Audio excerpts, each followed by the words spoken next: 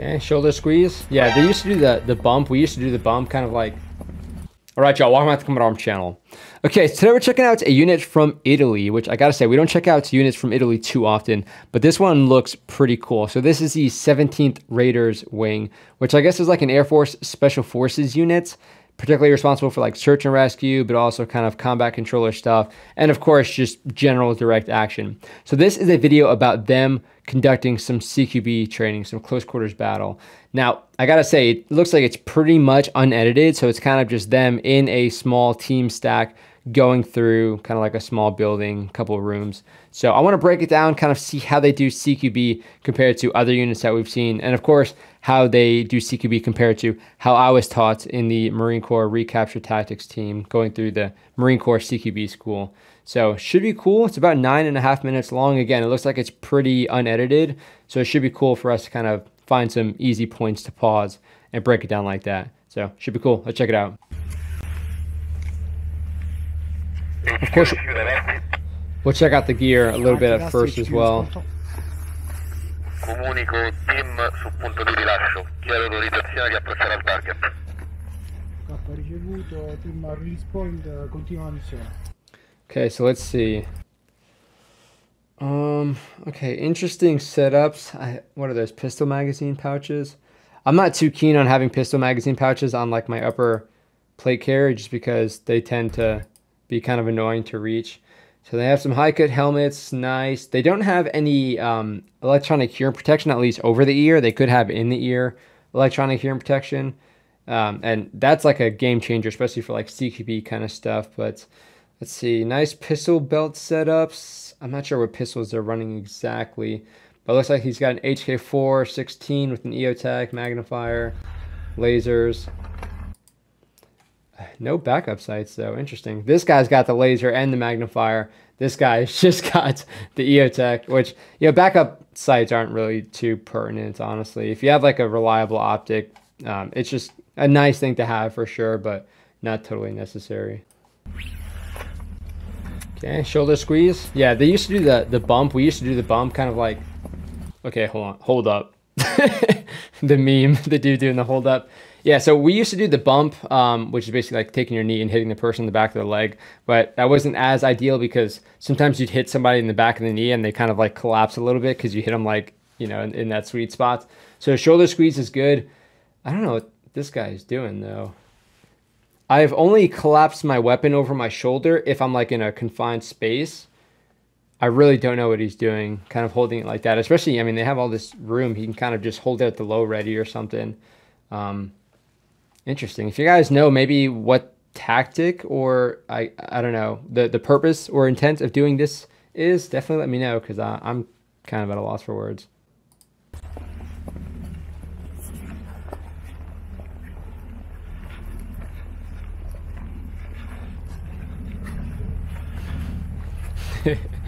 That feels like very action movie-ish, like doing the whole scanning with the gun and your eyes. Really, you know, if you're kind of trying to hold rear security, you can kind of keep your weapon generally pointed in the same spot and just kind of scan with your eyes. And then, you know, once your eyes find a target, then you drive your weapon to the actual, you know, basically to your eyes. So kind of scanning with the gun and your eyes is just, again, it's very action movie-esque in a sense. So that's just my 2 cents.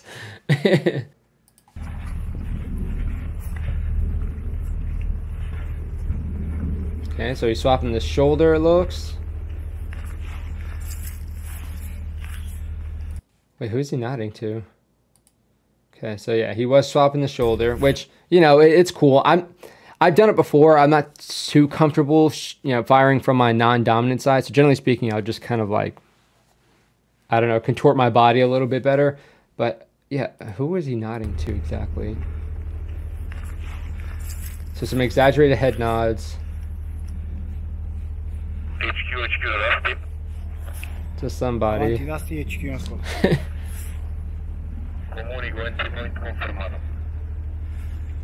Okay, at this point also, I'm not trying to pause it like too much, but I would have another person oriented towards the biggest danger area, which is going to be the door, because you want to make sure you get a foothold inside the building. So yeah, getting another gun would be helpful. ricevuto, entry point confermato, continua la missione.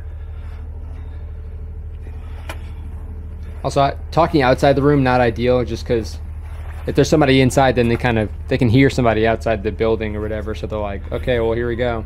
They've been kind of quiet up to this point, but talking outside the building.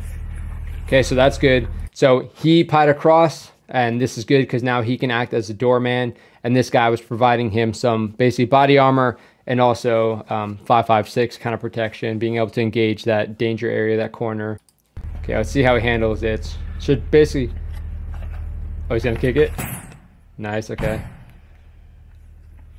Okay, he's really collapsing himself against the door there. Interesting. I mean, generally speaking, okay, kicking the door, whatever, I'm not like too keen on that, but for this situation, it seemed fine. It was propped open. There wasn't really a doorknob anyway, so just kicking it, whatever, that works.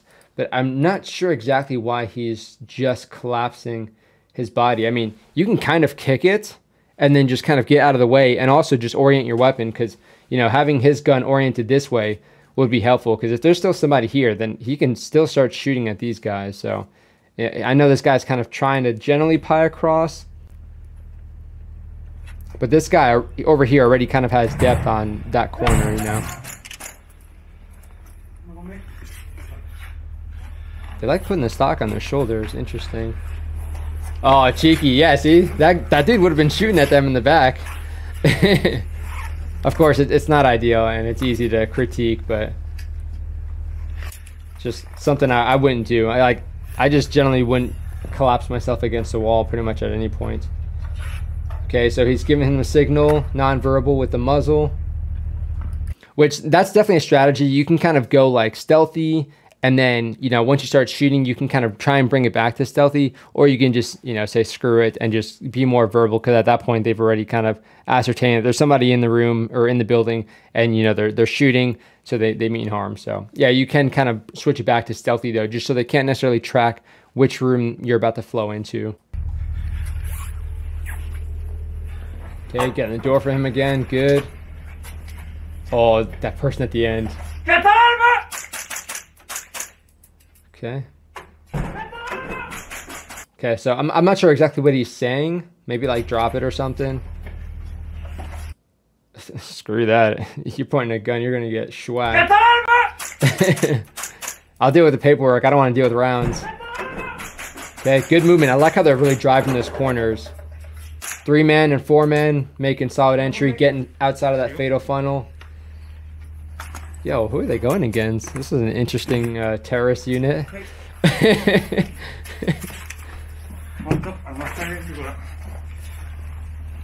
Okay. Now they're probably gonna crisscross through this. This is a really small doorway, especially with kid on and stuff.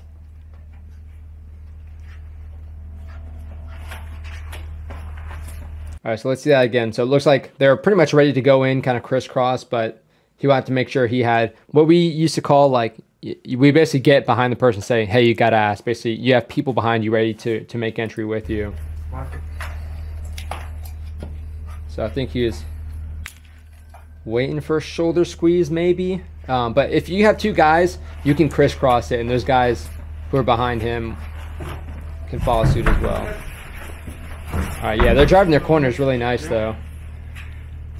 Okay, they're worrying about that person they just shot. Nice, okay. So do some dead checks or what have you. Which I guess that's what that simulates. Nice. Okay. It's covering up high. So I guess they're actually training as if there isn't a ceiling, which, okay. Chem light just to mark the room clear, which is good. Alright. Yeah, the doorman procedures are solid. Okay. Now, when they're actually kind of, we would call it popping 12, so basically jumping in the center of the doorway, I would still be a little bit more deliberate with that because you're basically taking an entire chunk of the room that you can't necessarily see. The doorman can kind of see it, but you're basically just stepping out and taking a huge chunk of room when you can kind of take it in slices and make it a little bit easier for you if you do need to engage. Yeah, those simulation rounds are so much fun to use inside these buildings. They're just fun in general because they have like no recoil and stuff. And you get to paint the targets. Okay, holding on the doorway, good, while these guys handle everything else. Pretty much exactly how we do it. Nice, slow, and deliberate.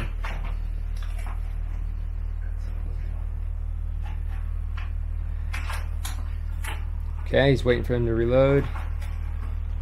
I like how you saw how he switched his footwork there. So now he knows that this dude here is going to be the doorman.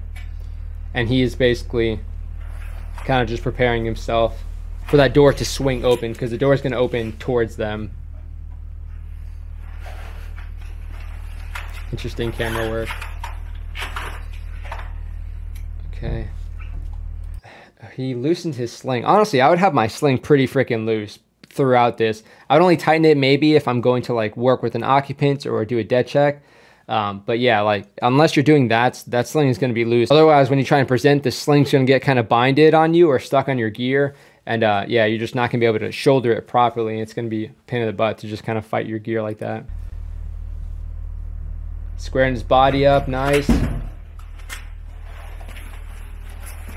Yeah, see, so when you take those big steps, again, you're just exposing a lot of the room to yourself pretty quick, so. We would do the same thing, but I've learned since then not too ideal, especially once you see like footage coming out of like the Gaza Strip and stuff.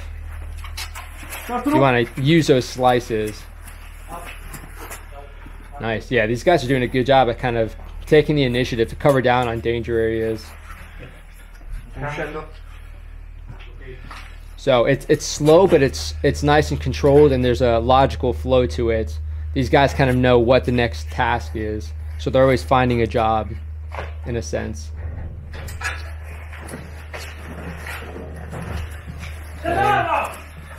Oh snap! Yeah, I mean, if they got a gun pointed at you, you just gotta neutralize that threat, and this is why it's good to be accurate.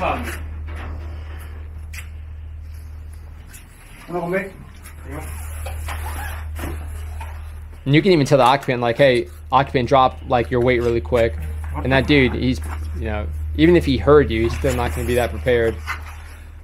All right, so controlling the occupant, good. They're going to still manage their dead check. And then this guy's still holding some rear security, so solid. I like the Beretta though, good choice. If you're going to hold somebody hostage, I guess. Yeah, so with our occupants, basically someone who's not identified as a threat, but they could potentially be one. We would control them and then also just like put flexi cuffs on them, just in case if they do somehow do anything squirrely, makes it a lot harder. Wait, oh my gosh, he's putting his pistol like right by the head. I don't know, it just feels weird for one, especially if they're not like identified as a threat. But yeah, also it just have a little bit of reactionary gap with the gun, because if they do want to be bad or they want to become a bad person and they don't have a weapon, they're going to try and get a weapon more than likely, and having one that's a little bit closer is not ideal, obviously. Which is why people generally sling their weapon to their back when they're going to do that, and so it's not obviously swinging around and hitting people, because I've seen a muzzle or a compensator go through somebody's cheek one time. It was pretty gnarly. They got a pretty crazy scar though.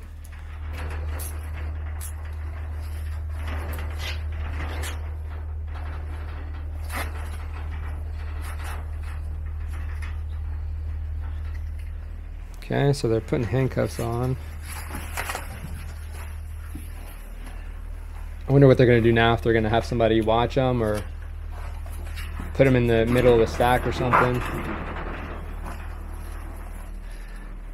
Generally speaking, you'd have a lot more people supporting, so people following the assault team could handle all this stuff. You'd have like a marshalling area, and they'd separate the dead people from the threats who are still alive, threats who are wounded, and then, you know, other people like occupants. Yep, there you go. Hasty search, nice. So with the hasty search, you want to be kind of systematic about it. You know, kind of keep them a little bit comfortable. I would stand them up still at this point, just so it's easier to search.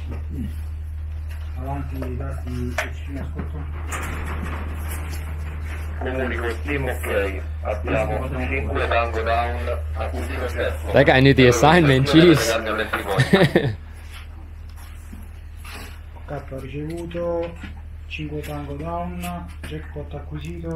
Did I hear tango down? So if I'm correct in what I'm hearing, at least just hearing the tango down, he's giving like a sit rep really quick saying, these are all the shooters we have currently that are, you know, still good. If we have any wounded, you could say it there. We have 1 occupant. We have whatever, 3 or 4 tangos down. So that's how we would kind of say too. That's how we would provide a sit rep. And we would actually say tango down, which is kind of funny because I would play Call of Duty 4 and they'd say tango down. And then that verbiage kind of, you know, is legitimately used for situations, you know, such as this, like CQB.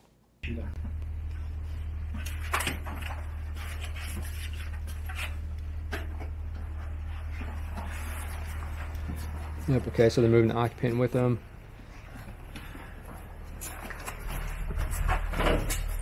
Was that dude just putting his muzzle towards the brick wall?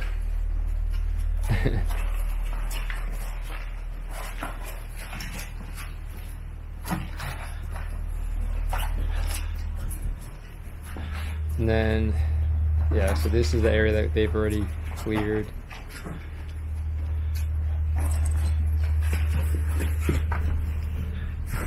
Damn. So, also ideally you would have somebody around kind of cordoning off the entire building. So you're not like walking into the unknown here. But you do what you gotta do.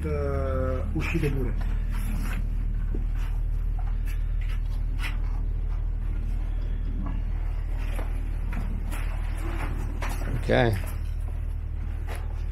All right, well, overall, yeah, pretty good discipline, I gotta say. Okay, so we saw a lot of really solid stuff as far as like the weapon manipulations, again, driving those corners, covering down on danger areas. Pretty much at every point, somebody had a job, whether it was covering down on the next doorway, doing a dead check, supporting somebody with a dead check. There's a lot of really solid stuff. They were controlling the occupants. Again, they didn't really hesitate with taking those shots. And yeah, overall, pretty good use of communication, whether it be verbal and nonverbal. We kind of saw a little bit of both. With the muzzle dips, we kind of saw some with the exaggerated head nods. So a lot of stuff that I was taught myself. Again, there's just a few differences as far as like, you know, putting the stock over the shoulder. In certain situations, again, when you're driving your corner, that's something that I would do as well. But for others, I think they were just using it a little bit more than I would personally. But you can tell at the basis, their fundamentals were pretty much exactly what I was taught as well. Just taking it nice and slow. Again, a lot of people would like to, you know, run into the room. Even if, you know, somebody opens the door, people have a tendency to just flow right into the room. But these guys, again, they were kind of stepping out, seeing the room real quick, and also being prepared to engage, which they were often engaging from that step out. So it's nice to not just run into the room and then have to deal with all that instantly. So overall, pretty solid. So yeah, let me know what you guys think about the gear, especially if it's pretty well suited. I think overall it's pretty well suited for what they're doing. Let me know how their tactics looked to you, how the communication looked for you as well, or if there was just anything that stood out as being like particularly interesting as far as why they chose to do that over kind of not doing that, or over, you know, some other kind of tactic. But yeah, pretty cool. Again, 17th Raiders wing out of Italy. So Air Force Special Forces as far as I understand it. So yeah, pretty neat. Again, it is kind of cool to check out some Special Forces units, and it's always cool to check them out in this kind of CQB environments, because again, it's kind of my bread and butter, what I'm really passionate about. So let me know what you guys think. Hopefully you guys enjoyed the video. And of course, if you have any other CQB videos to recommend, definitely shoot them my way. But that is it for this video. I'll see y'all in the next one.